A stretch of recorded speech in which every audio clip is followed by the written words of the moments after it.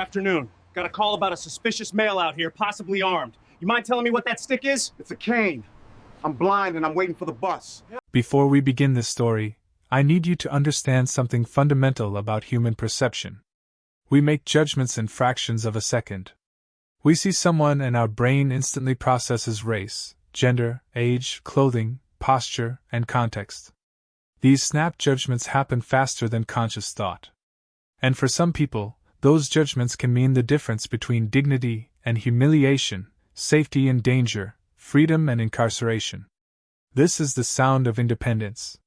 For millions of blind and visually impaired people worldwide, the white cane is not just a tool. It's freedom. It's mobility. It's the difference between navigating the world and being trapped in it. It's protected by law, recognized internationally, and unmistakable in its purpose. But what happens when the person holding this cane is black? What happens when disability meets racial profiling?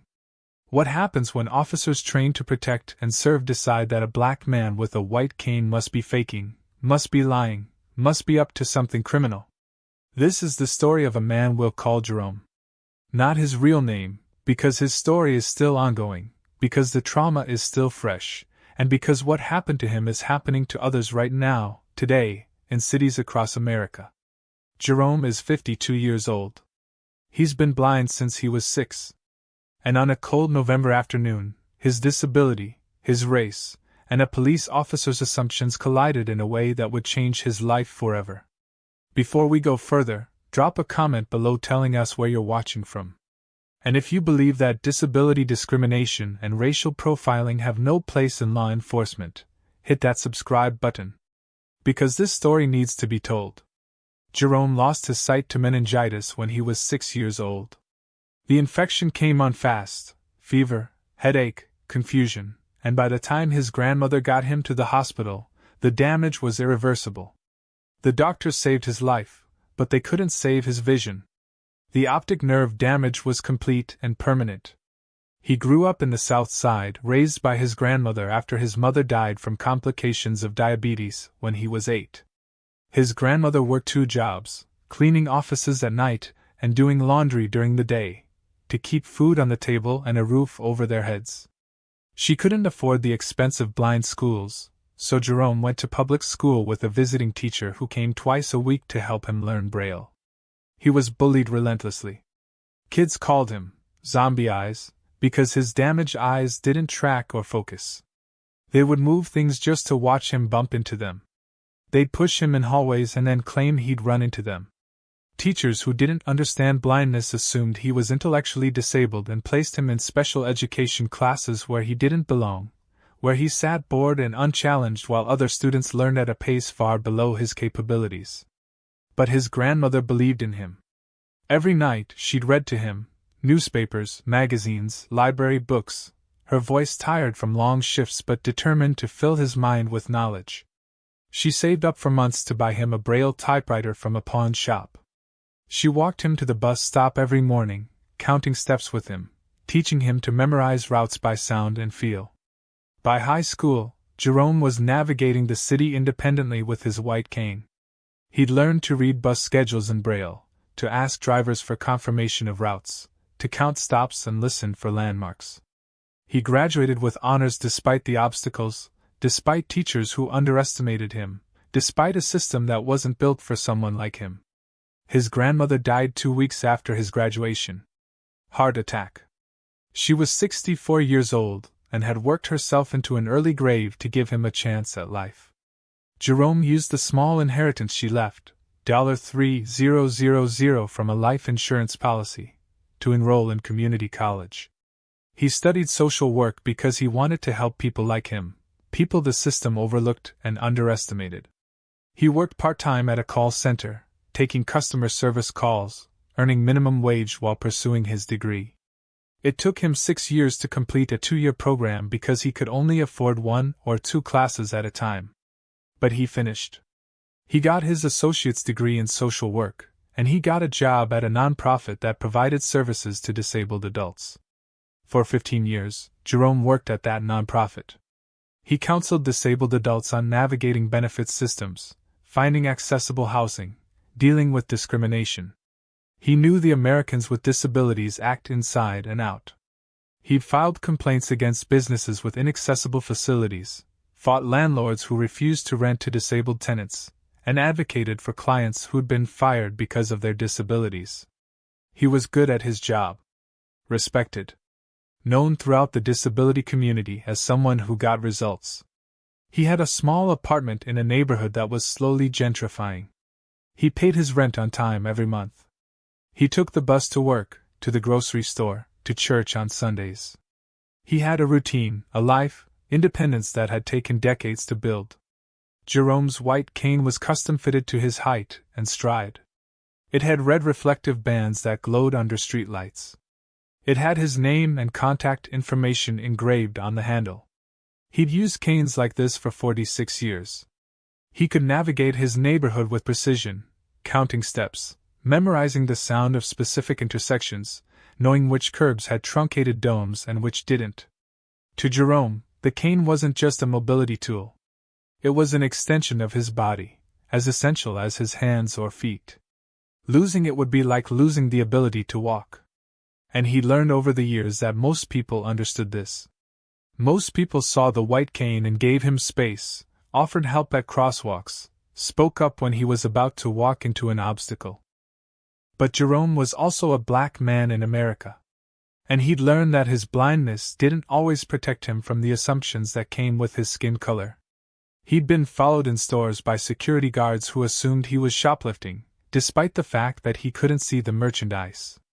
He'd been asked to leave a park by a police officer who thought he looked suspicious, even though he was sitting on a bench with his cane beside him. He'd been stopped and questioned multiple times while walking home from work, asked where he was going, what he was doing, whether he lived in the neighborhood. Each time, he'd remained calm and respectful. He knew that any sign of irritation or frustration could escalate the situation. He knew that being black and disabled made him doubly vulnerable. So he answered questions patiently, provided identification when asked, and went on his way. But nothing in those previous encounters prepared him for what happened on November 14th. Nothing prepared him for an officer who would look at his white cane and see not a disability aid, but a weapon. An officer who would hear him say, "I'm blind," and decide he was lying. An officer whose biases were so deeply ingrained that evidence, logic, and federal law meant nothing in the face of his assumptions about black men. November 14th started like any other Tuesday. Jerome woke at 6 a.m. to his talking alarm clock. He made coffee, ate breakfast, got dressed in his work clothes, slacks, button-down shirt, tie. He'd learned young to dress professionally because people made assumptions about competence based on appearance, and he couldn't afford to give anyone a reason to doubt his capabilities. He left his apartment at 7:15, walking the 6 blocks to the bus stop he used every weekday morning. The route was memorized down to the number of steps, 248 from his building's front door to the corner, crossed the street, 180 more steps to the bus shelter. He knew where the sidewalk cracked and rose in uneven slabs. He knew which tree had roots that pushed up through the concrete. He knew the sound of the coffee shop opening its doors at 7 a.m., the smell of fresh bread from the bakery on the corner. The bus arrived at 7:32, 3 minutes late, and Jerome counted 4 people getting off before he stepped on. The driver, Bernard, who'd driven this route for 12 years, said, "Morning, Jerome," as he climbed aboard. Jerome tapped his transit card, felt for the rail, and took his usual seat 3 rows back on the right side. Work was routine. Meetings with clients, phone calls to benefits offices, paperwork that he completed using screen reading software that converted text to speech. Lunch at his desk, sandwich he'd made that morning, apple, bottle of water. More meetings in the afternoon. At 5 p.m., he logged off his computer, packed his bag, and caught the 5:17 bus heading back toward his neighborhood. But instead of going straight home, Jerome had an appointment at the community center 4 blocks from his apartment. Every Tuesday evening, he volunteered teaching basic computer skills to other blind adults, showing them how to use screen readers, how to navigate the internet using keyboard commands instead of a mouse. The bus dropped him off at 5:45 p.m. He had 15 minutes to walk the 4 blocks to the community center. Plenty of time. Jerome stepped off the bus and began his walk. The air was cold, temperature dropping as the sun went down. He wore his winter coat, his work bag slung over his shoulder, his cane sweeping in the familiar arc in front of him. 2 blocks into his walk, he heard a police siren chirp briefly behind him. Just a short burst, the kind officers used to get someone's attention. But Jerome was on the sidewalk, walking at a normal pace, doing nothing unusual. The siren wasn't for him. Except it was. Officer Daniels, we'll call him that, though like Jerome's name, it's not his real identity, stepped out of his patrol car and called out. Hey! Hey you! Stop right there! Jerome heard the command but wasn't sure it was directed at him. He kept walking, his cane tapping the sidewalk. I said stop! Don't make me tell you again! This time there was no ambiguity. Jerome stopped, turned toward the voice, confusion evident on his face.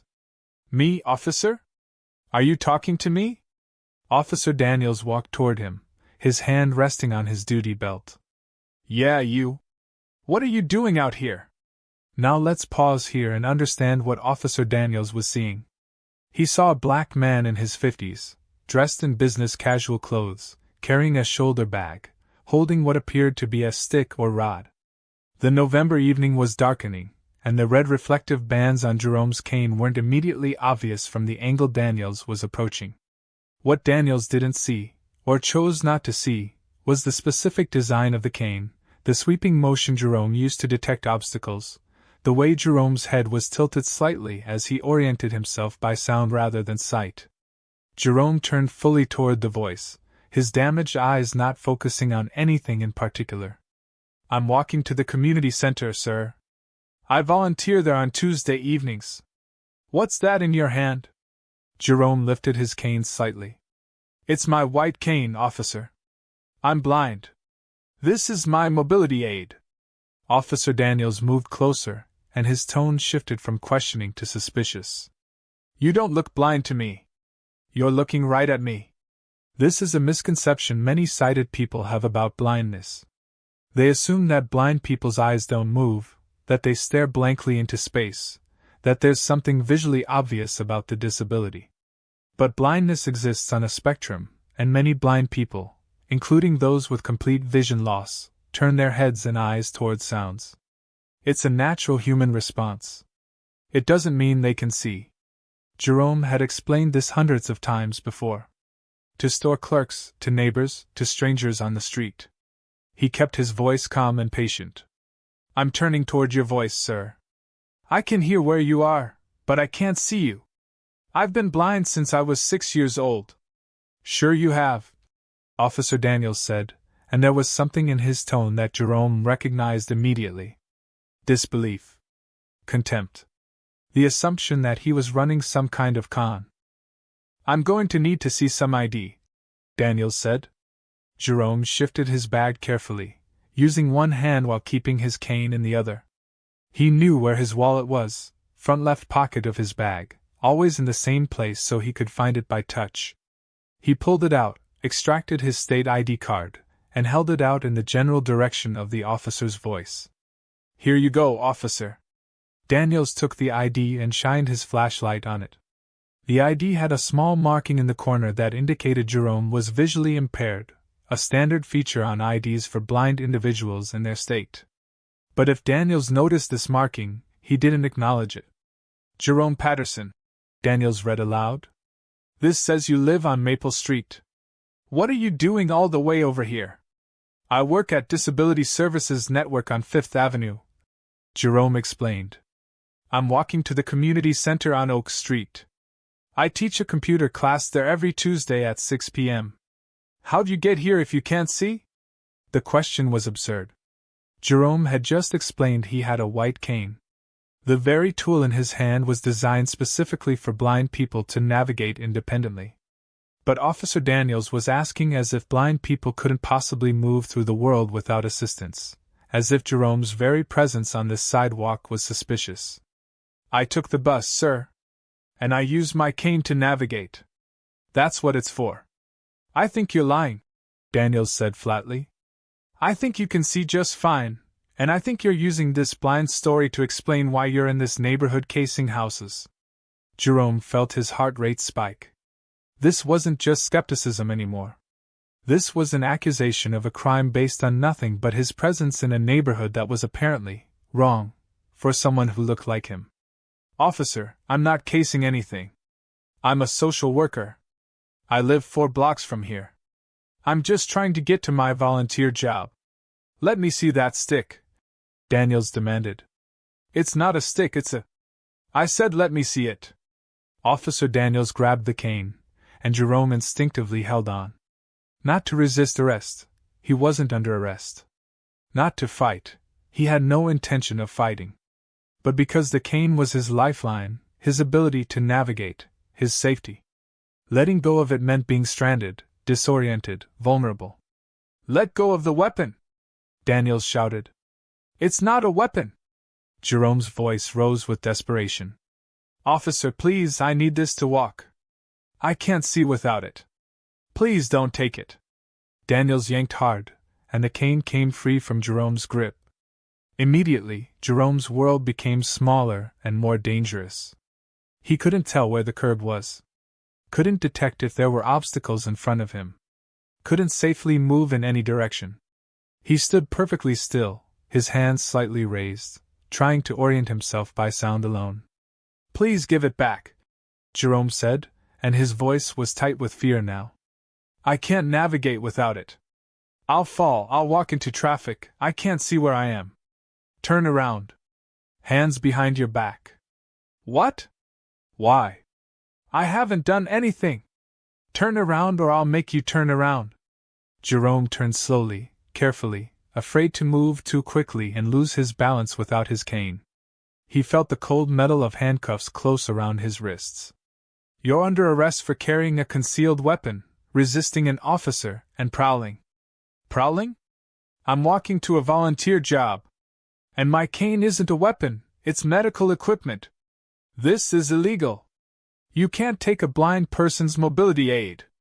But Officer Daniels absolutely could, and he did.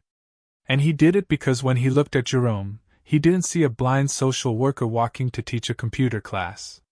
He saw a black man in a neighborhood that was being gentrified, a neighborhood where property values were rising and the demographics were changing, a neighborhood where longtime residents like Jerome were increasingly viewed with suspicion by newer, wealthier, whiter residents who called police about suspicious people who had lived there for years. Daniels guided Jerome into the back of the patrol car, and guided is a generous term.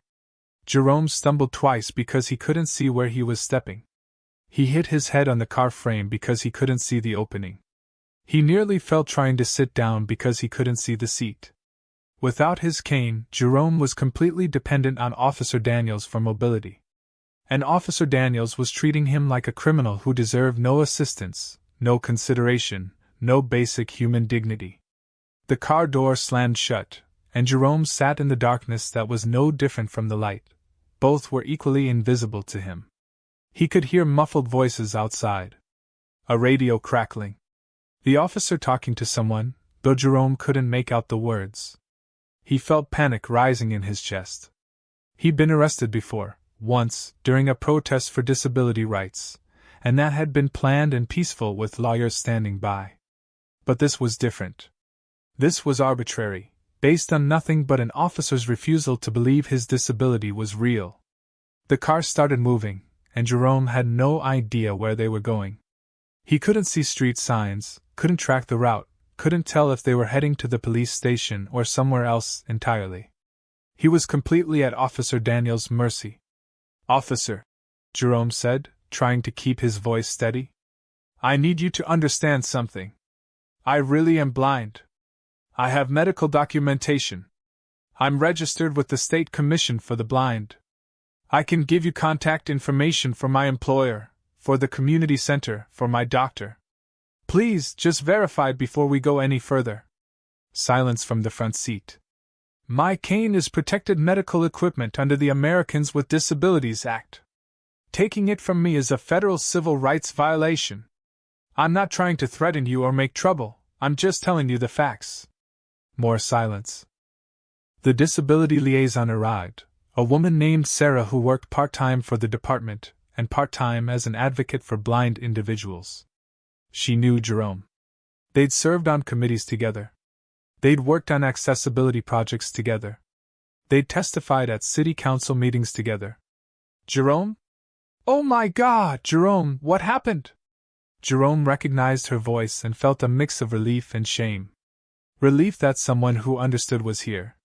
Shame that she had to see him like this, arrested and degraded. I got stopped on my way to teach the Tuesday computer class, Jerome said quietly. Officer didn't believe I was blind. Took my cane and arrested me. Sarah turned to the desk sergeant with fury in her eyes. Who's the officer? Daniels. He's in my office. I want him fired. It's not that simple. The hell it isn't. He violated the ADA. He confiscated medical equipment.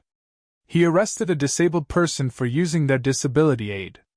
This is federal law we're talking about, not departmental policy. But it was that simple and that complicated all at once. Simple, because the law was clear. The Americans with Disabilities Act prohibits discrimination against disabled individuals. It protects mobility aids. It requires law enforcement to accommodate disabilities and not treat disability aids as weapons or suspicious objects. Officer Daniels had violated these laws clearly and obviously. But complicated because police departments protect their own. Because officers' unions fight discipline. Because firing a cop requires documentation, review boards, appeal processes.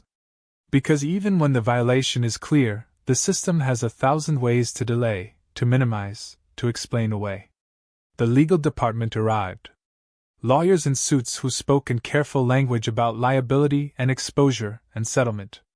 They took statements from Jerome, from the desk sergeant, from Sarah. They reviewed Officer Daniels' arrest report, which claimed Jerome had been acting suspiciously, and refused to comply with lawful orders, and attempted to use a rigid object in a threatening manner. Every word was a lie. Every word was designed to justify the unjustifiable. Mr. Patterson, one of the lawyers said, we're going to release you immediately with our apologies. All charges will be dropped. Your arrest record will be expunged. We're prepared to offer compensation for your time and distress. Jerome sat very still. How much compensation? We're thinking in the range of $5,000. $5,000, Jerome repeated.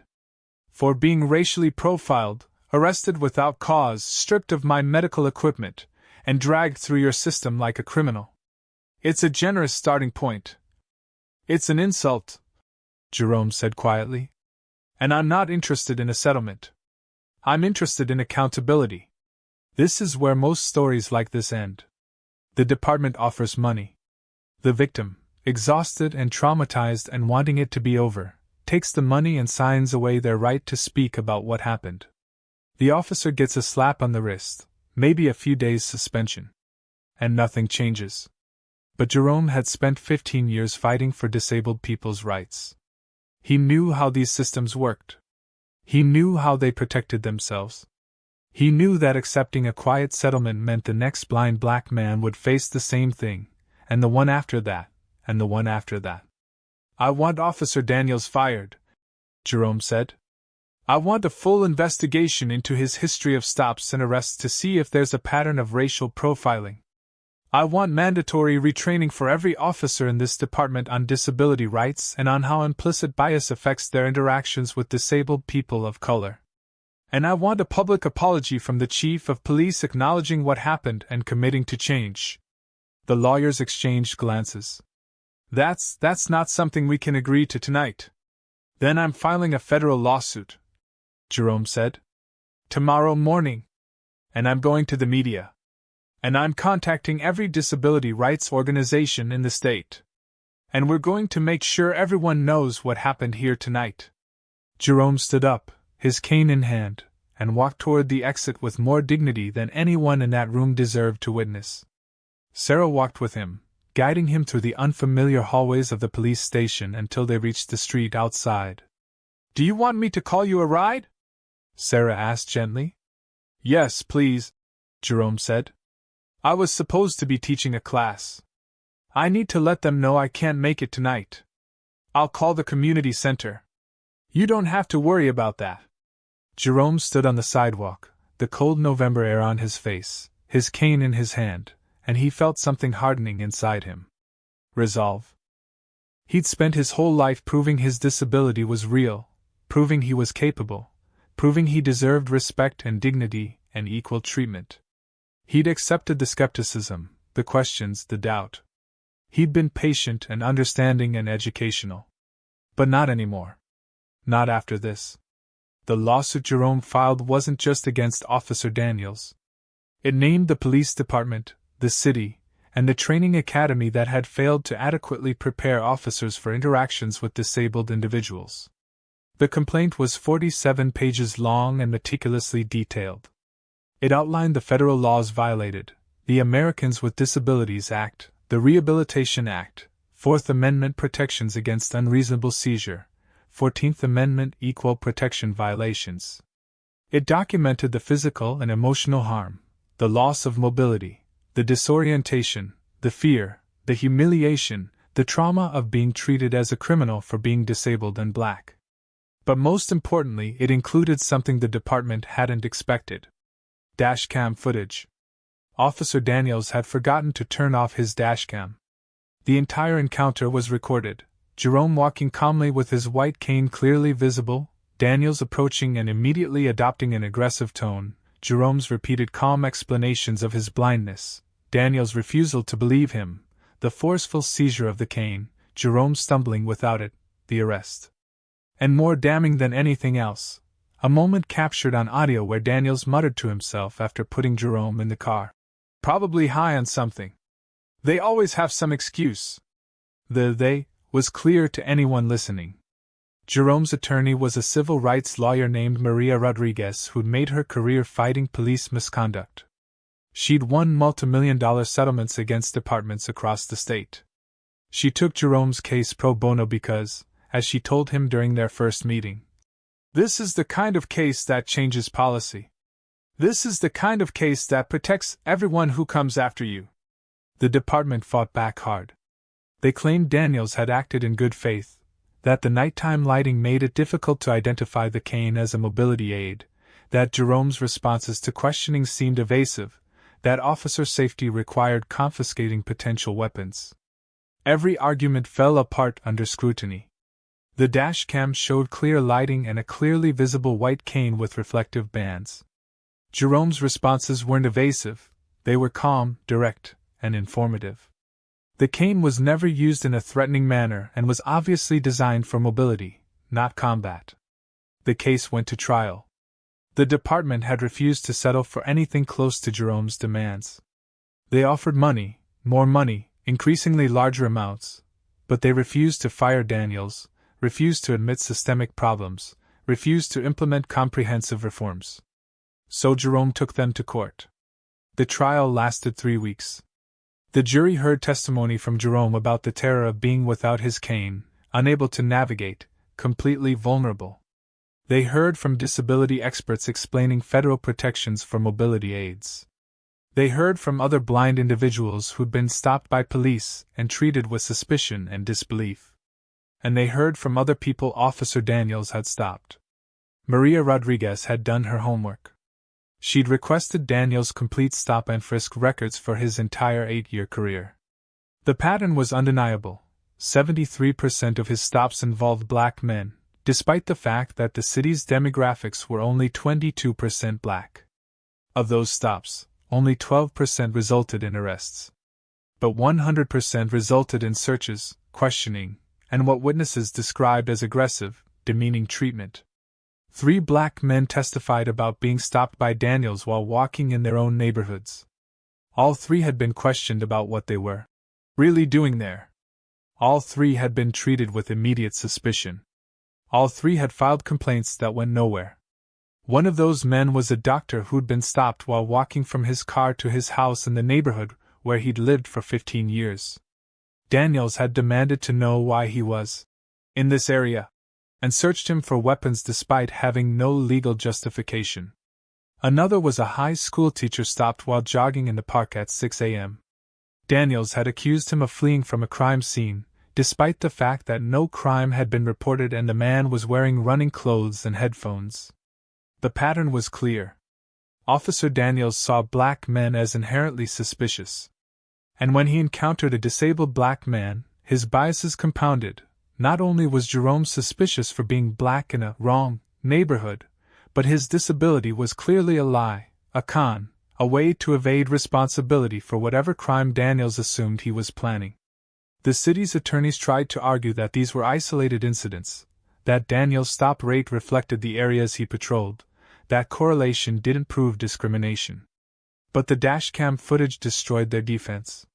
Because watching Officer Daniels interact with Jerome, watching him sneer at the explanation of blindness, watching him yank away the cane, watching him manhandle a disabled man who was clearly struggling without his mobility aid, made the bias visible and undeniable. The jury deliberated for 6 hours. When they returned, they found in favor of Jerome on every count. They awarded $2.3 million in compensatory damages for the violation of his civil rights, the illegal seizure of his medical equipment, and the emotional distress of the arrest. And then they added $7.5 million in punitive damages, specifically noting that the department's failure to address Daniels' pattern of discrimination over 8 years constituted willful indifference to civil rights violations. Total award, $9.8 million. It was one of the largest civil rights judgments against the city in a decade. But Jerome didn't celebrate when the verdict came in. He sat quietly in the courtroom, his hands folded over his cane, and when Maria asked him how he felt, he said simply, "Exhausted." Because the money didn't erase what happened. It didn't give him back the sense of safety he'd lost. It didn't stop the nightmares where he was trapped in the dark without his cane, unable to move, unable to see, completely vulnerable. The money was important. It was accountability. It was punishment. It was recognition that what happened to him was wrong. But what Jerome really wanted was change. As part of the judgment, the city was required to implement comprehensive reforms. The judge who presided over the case added specific mandates to the ruling, noting that monetary damages alone wouldn't prevent future violations. Officer Daniels was terminated from the police force. His law enforcement certification was revoked by the state board, meaning he could never work as a police officer again. He filed for bankruptcy to discharge the portion of the judgment he was personally liable for, but civil rights violations can't be discharged in bankruptcy. His wages would be garnished for the rest of his life. The police chief who had allowed Daniels' pattern of discrimination to continue for 8 years resigned under pressure. The department hired a new chief with a background in community policing and civil rights compliance. Every officer in the department, over 300 people, underwent mandatory training on disability rights, implicit bias, and de-escalation. The training wasn't a 1-hour video. It was a week-long intensive program taught by disability advocates, including Jerome himself. Jerome stood in front of auditoriums full of police officers and told his story. He showed them the dashcam footage. He explained what it felt like to have his cane taken away. He taught them about different types of disabilities, different types of mobility aids, different ways people navigate the world. Some officers listened with genuine remorse and determination to do better. Others sat with crossed arms and hostile expressions, viewing the training as punishment rather than education. But it was a start. The City Council passed new regulations requiring officers to undergo annual disability awareness training. They established a civilian review board with representation from the disabled community to investigate complaints of disability discrimination. They created a hotline for disabled individuals to report problematic interactions with police. The department revised its policies to explicitly protect mobility aids and other disability equipment. Officers were prohibited from confiscating canes, wheelchairs, hearing aids, service animals, or any other disability aid except under the most extreme circumstances, and even then, they were required to immediately provide alternative accommodation. Body cameras became mandatory for all interactions with disabled individuals, with footage automatically flagged for review. These were real, meaningful changes. They had the potential to protect disabled people from the kind of discrimination Jerome experienced. But systems are only as good as the people operating them. And changing policy is easier than changing hearts and minds. 2 years after Jerome's case, another blind black man was stopped by police in a neighboring city. The officer questioned his disability, took his cane, arrested him for suspicious behavior. That case also resulted in a lawsuit and a settlement. The officer faced discipline but kept his job. 3 years after Jerome's case, a wheelchair user was forcibly removed from her wheelchair during an arrest because the officer claimed she was faking her paralysis. She had complete spinal cord injury from a car accident. The medical documentation was indisputable. But the officer didn't believe she really couldn't walk. Another lawsuit. Another settlement. Another round of training. Jerome used his settlement money to establish a legal defense fund for disabled people facing discrimination. He partnered with disability rights organizations across the country to provide free legal representation, advocacy, and support. He continued his work as a social worker, though the trauma of his arrest never fully left him. He became hyper-aware when he heard police sirens. He felt anxious when walking in his own neighborhood. He started carrying a laminated card with his medical information, his lawyer's contact information, and a summary of his rights under the ADA, as if he should have to carry proof of his humanity and his right to exist in public space. 5 years after that November evening, Jerome was invited to speak at a national conference on disability rights and law enforcement. He stood at the podium with his cane beside him and told his story one more time. At the end of his speech, a young blind woman approached him. She was crying. She told him that she'd been stopped by police 6 months ago, that they'd questioned her disability, that they'd tried to take her cane. But she'd remembered Jerome's case. She'd recorded the interaction on her phone. She'd calmly cited the ADA and referenced Jerome's lawsuit by name. And the officers had backed down. "You saved me from what happened to you," she said. Jerome hugged her, and for the first time since the arrest, he felt something other than anger and trauma when he thought about that night. He felt hope. Not hope that the problem was solved, it wasn't. Not hope that discrimination had ended, it hadn't. But hope that speaking out, fighting back, and refusing to accept injustice could create small pockets of protection for others. Disability discrimination and racial profiling are not separate problems. They intersect, compound, and amplify each other in ways that create unique vulnerabilities for disabled people of color. When a blind black man is stopped by police, he faces assumptions based on both his race and his disability. He's seen as suspicious because he's black. He's seen as lying because the officer can't imagine a black man telling the truth. His disability aid is confiscated because it's easier to believe he's carrying a weapon than to acknowledge his humanity. The Americans with Disabilities Act was passed in 1990, over 30 years ago. It was supposed to protect disabled people from discrimination, to guarantee equal access and equal treatment. But laws on paper don't automatically translate to justice in practice. As long as officers are trained to see threats instead of people, as long as implicit bias goes unaddressed, as long as disabled people of color have to prove their disabilities to skeptical authorities, cases like Jerome's will continue to happen. What can be done? Real accountability when violations occur. Not just settlements that silence victims, but public acknowledgement of wrongdoing and consequences for officers who violate civil rights. Comprehensive training that treats disability as a civil rights issue, not just a medical concern. Training that addresses the intersection of race and disability. Training that's ongoing, not a one-time checkbox. Community oversight. Disabled people must be part of the process of reviewing police conduct, creating policy, and implementing reforms.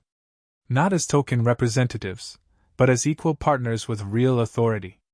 And a cultural shift in how we think about disability and race. A recognition that disabled people of color exist at the intersection of multiple marginalizations. A commitment to believing people when they tell us about their lived experiences. a willingness to challenge our assumptions and biases. Jerome's story is one story, but it represents thousands of stories that never make headlines, never result in lawsuits, never see justice. The blind man questioned at the grocery store about whether his service dog is real. The deaf woman arrested because she couldn't hear police commands. The wheelchair user dragged from his chair because officers thought he was faking.